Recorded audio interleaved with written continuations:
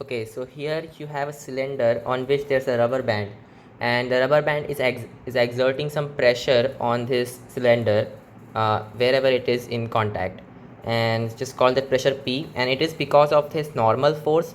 If you can see over here, here's an element of the rubber band, and it is exerting some normal force on the cylinder, and then here are the tangential tension forces in the rubber band, which are due to the elongation of the rubber band from its natural state to whatever length it is right now. Right, so here's a top view of this figure. So this is the rubber band. This black thing is the rubber band. Here I have taken this small section of this rubber band, which is basically 1 by nth of the complete rubber band thing.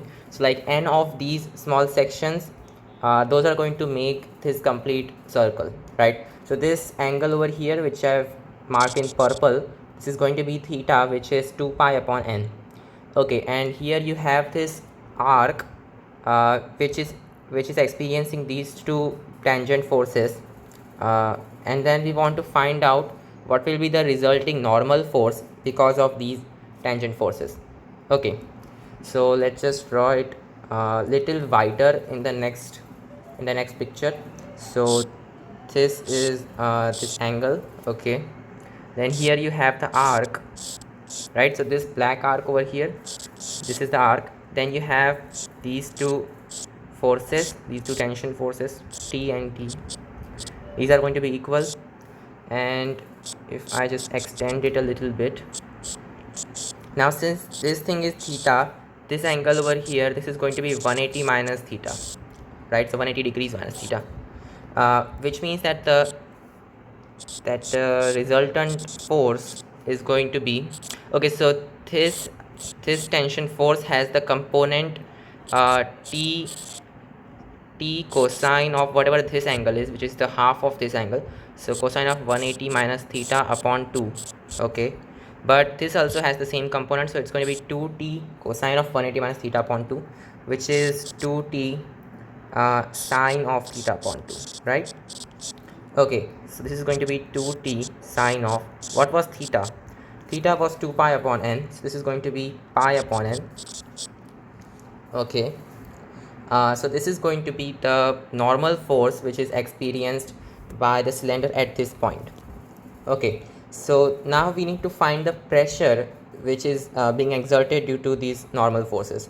So that's going to be the normal force upon the area which is exerting this pressure, which is mainly this area. So this arc length, this is going to be r theta. So we have this force 2t sine pi upon n upon the area, which is this arc length, which is r theta, times the height, which is h. Okay, so r theta h. So by height, basically I mean whatever this quantity is.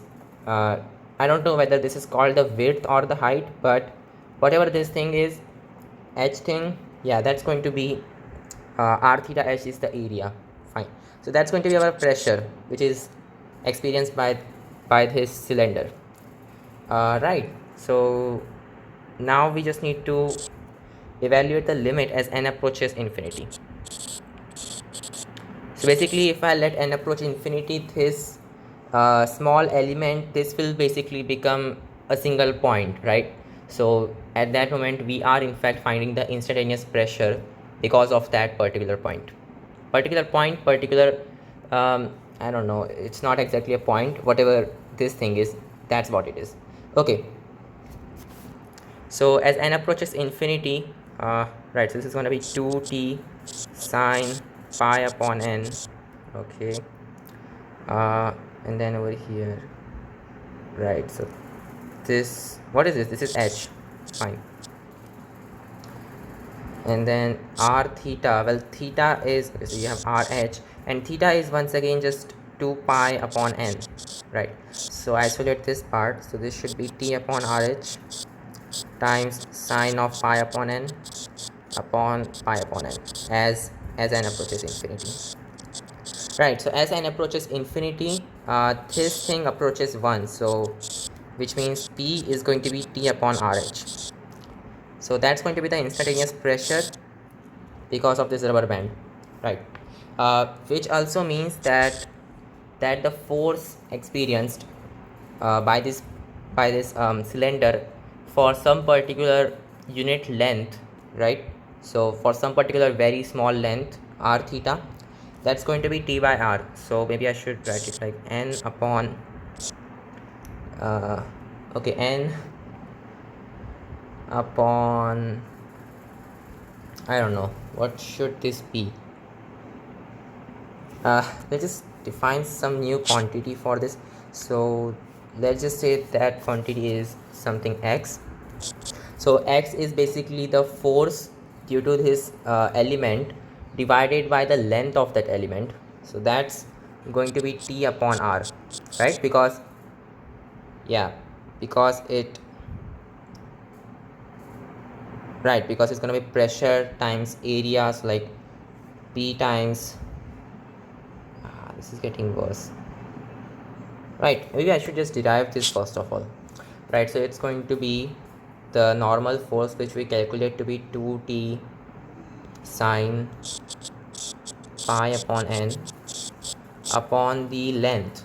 The length of that element is just r theta, which is r, then 2 pi upon n, right? So yeah, this thing approaches 1 and then this 2 gets cancelled, so this is going to be T upon r, which means that for some unit length, which is very small unit length, you are going to have this much of force, right? So this much of force times that length, that's going to be the normal force experienced by the cylinder at that point. Okay, so that was easy. I will see you in the next video. Bye.